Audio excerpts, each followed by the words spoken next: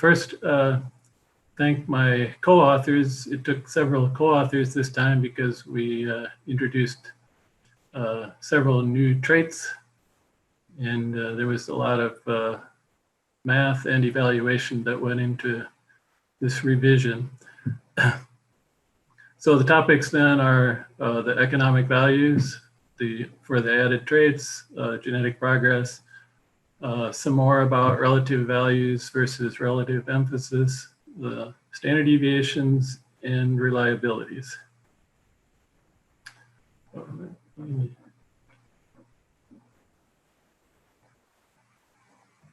right. Okay, so we'll begin with the current net merit formula, which came out in 2018. As you can see, we already had a lot of traits, and we're adding 3 more. In the last revision, we introduced the 6 new health traits.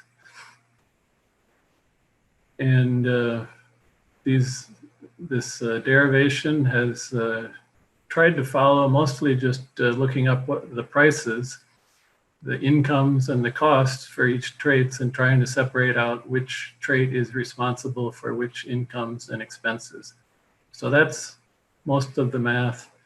And a lot of this doesn't change too much, but obviously when you add in new traits, it's going to affect the relative amount that the other traits are selected for. So as you heard, the new traits we're adding are the heifer livability and early first calving, which measure a time period in the heifer's life where our previous trait was only heifer conception rate. And actually that gets a little less emphasis because of the early first calving now accounts for some of that. That was the value that was previously assigned to HCR. And then feed saved, and now by popular demand, residual feed intake will also be reported in the formats. And revise the maintenance cost. That was one of the more controversial topics based on the body weight composite. I'll show math for that. And the opportunity and maturity costs for productive life. And then, as always, we adjust the price forecasts and economics assumptions based on newly available data. The calving trait scale you already have seen, but it was, we did not issue a formal net merit document, so that is now included in this new version. And sometimes in the past we had genetic, the revision of net merit was timed with the genetic base. In this case, the April 2020 base change values are now having a direct effect on some of the numbers you see in the net merit revision.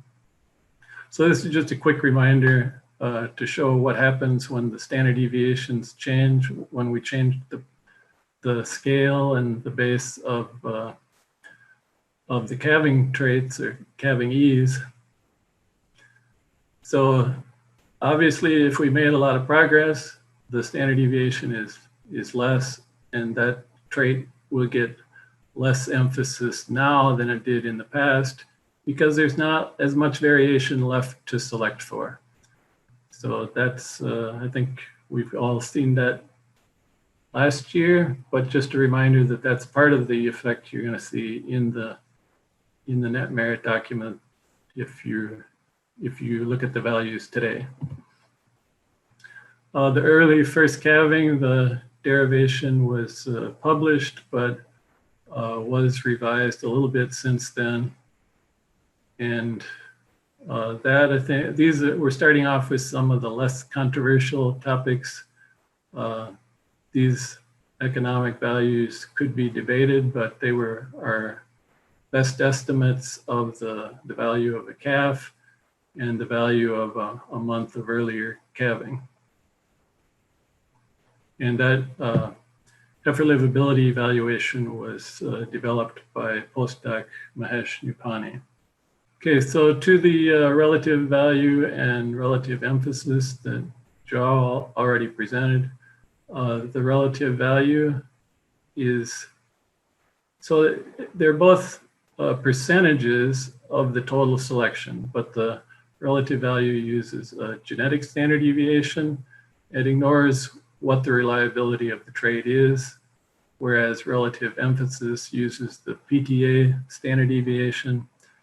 So if the trait has less reliability, it is reported to have less emphasis. And we used very young calves to get these PTA standard deviations, the calves born in 2019. So those, those are on the very young end of the scale. And this was a new idea introduced from New Zealand and just published this spring. And we actually changed our math during the net merit revision to report this relative emphasis. And it does not really affect the animal ranking or the genetic progress. It's just two different ways of looking at the same data. The relative value reflects the potential for selection, but the relative emphasis also reflects how much data we have. And so this is a little bit related to reliability of net merit. And so, as Joao said, when you have less reliability for the new traits, then you're going to have less reliability of the index. But I like to also compare it to, well, what if we had zero reliability for the new traits, which would be the case for lameness. We don't print an evaluation, so it's really zero. And if you look at the table, I picked out one proven bull and one young bull. And we normally think of a bull with 25,000 daughters as a 99% reliability bull. But we do not have much data for feed saved or for RFI, so those reliabilities are considerably less. And so if we had zero feed intake data, that 99% reliability bull would drop to 92%. But because we have at least some predictive ability, it goes back up to 95% reliability. And the same case for a young bull, the reliabilities are a lot lower. And so you also get the drop in reliability, and you only get a 1% gain back because the predictions are not as accurate on that latest generation. So the economic value for feed intake, we've always accounted for feed intake since 1994. The yield traits account for the correlated amount of feed eaten. And the body weight composite since 2000 has accounted for the correlated feed eaten by heavier cows. So those two things were part of the formula. The residual feed intake is the new independent information. How much more or less does a cow eat than predicted from her yield and her body weight? And so that has a high relative value, but not as high relative emphasis due to the low reliability. And you've heard feed save combines both the RFI and the body weight composite values. And just to mention the amount of data, there was an original USDA funded project that generated 4,800 lactations with feed intake recorded during parts of those lactations. And then a new project in the last 2 years added about 1,800 records. And then in April, we added 650 records from Canada. And just in the last month, downloaded 2,200 records from Europe, and we need to to investigate whether that data could also contribute to our predictions. So the big new source of data was all this dry matter intake from these 5 research herds. And so we did some further investigation to try to further identify which exact traits are most associated with feed intake. And so that means splitting out, instead of energy corrected milk, which was generally used by the nutritionists, we tried to estimate milk and fat and protein as separate traits, and also split out the body weight composite into the 5 traits that contribute to that.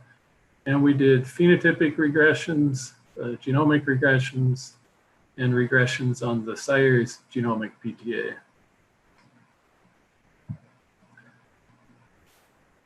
So the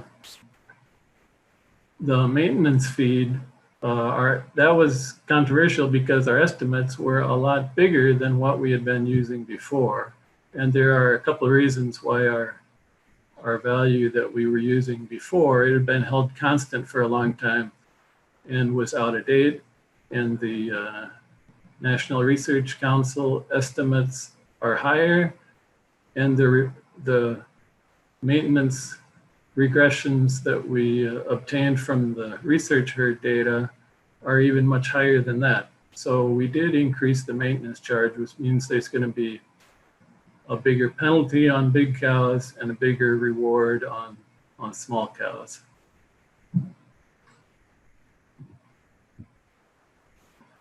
And then to try to figure out whether it's costing more to produce fat or protein, which until now, in the blue lines at the bottom, there were 2 main theoretical ways to look at it. The energy corrected milk assumes if you want to breed for more protein, the cow just needs to eat more energy. And that's from the NRC values. The other theoretical approach of Dato et al. From the University of Wisconsin said, well, if you're going to breed for more protein, you're probably going to have to put more soybean meal or haylage or something. You're going to have to put more protein into the ration. That's going to be more expensive. So protein, let's see. So protein is going to cost more than fat. And it turns out that our estimates, the phenotypic regression was unusually low for fat. The genomic regression was quite a bit higher for fat, but we ended up using a sort of weighted average of what was known or what was estimated, and it may be that the Dato et al. Study was a little closer than the energy corrected milk, but that's the research that went into our estimates. So then we also tried predicting the feed intake from each of the 5 type traits, which they're fairly highly correlated with each other. So it was difficult to get good estimates of all 5. And you can see the one that looks a little strange there is body depth negative, and the statistical test said that it was probably the most difficult to estimate. So we dropped that. And then, but in both cases, strength turned out to be the more important predictor of feed intake. And that agrees with the current body weight composite, which strength is has the biggest coefficient. Dairy form, though, was not as, we expected to get a negative, and it was not significant. So that is a little bit different than what we get from predicting body weight itself, which is what the body weight composite was designed to predict body weight. And the coefficients we got there are also, we got a negative on body depth, and that was also the hardest, the least reliable to estimate. So when we dropped that, we got estimates that were very similar to the current body weight composite. The only main difference is that when we did a genomic regression, there were 35 pounds of body weight for each unit of body weight composite. When the Holstein Association introduced this, I think they used phenotypic regression and 40 pounds, but those are pretty close. So we were happy that this, the new data sort of confirmed that the body weight composite is doing what it says. Okay, the exact formulas are here. They have changed since December because of modifying some of the, mainly the number of lactations changed during the base change, and also the cost of feed that's used to convert the lifetime costs, such as the coal price and the heifer raising charge. The feed price was revised from 12 cents per pound of dry matter, 12 cents per pound of dry matter intake to 11 cents. So that's the explanation for that change. And then the reliability is a weighted average of the two reliabilities. And there is also a way to get the total dry matter intake PTA. If anybody needs that, that's then you have to add on the feed that's correlated with production traits.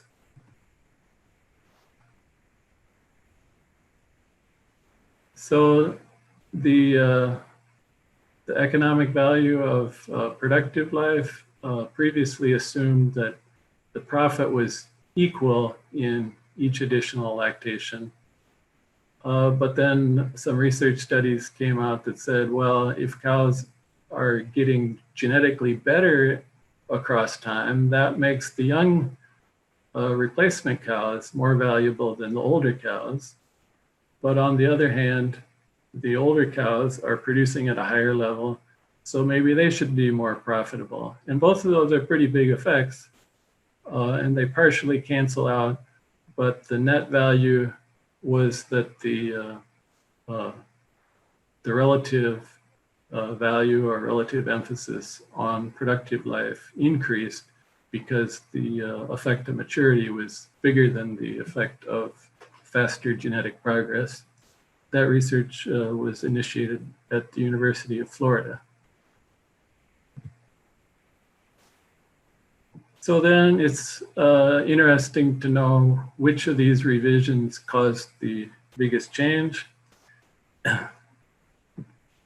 And this table breaks that down into, you know, some of the traits are more important than others, and certainly the feed intake is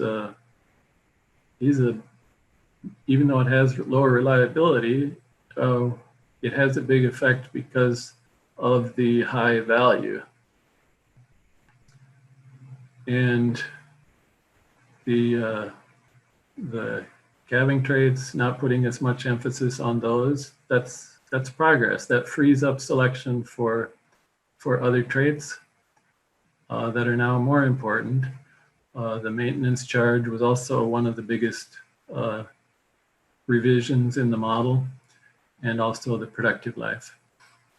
So the total value, it was computed as if we were selecting on pretty young animals.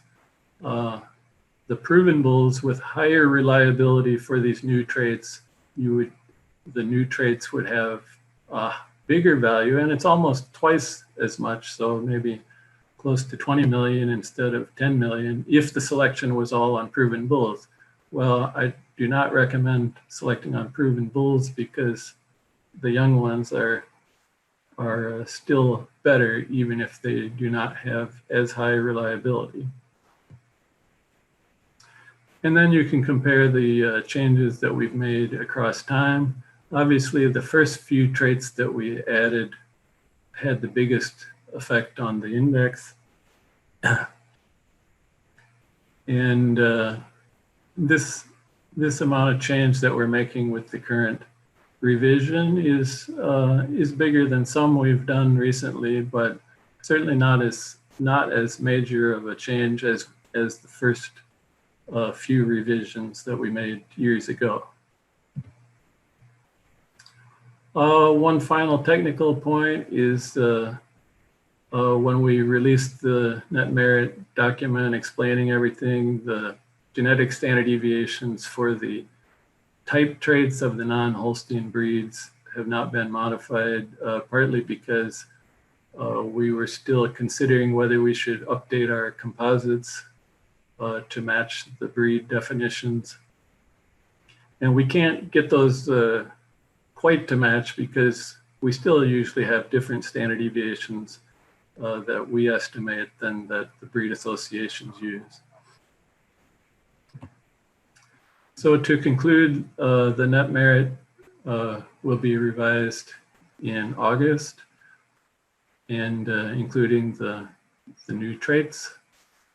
And we put more emphasis on smaller body weight composite, mainly because we now have feed intake to estimate exactly how much those cows are actually eating.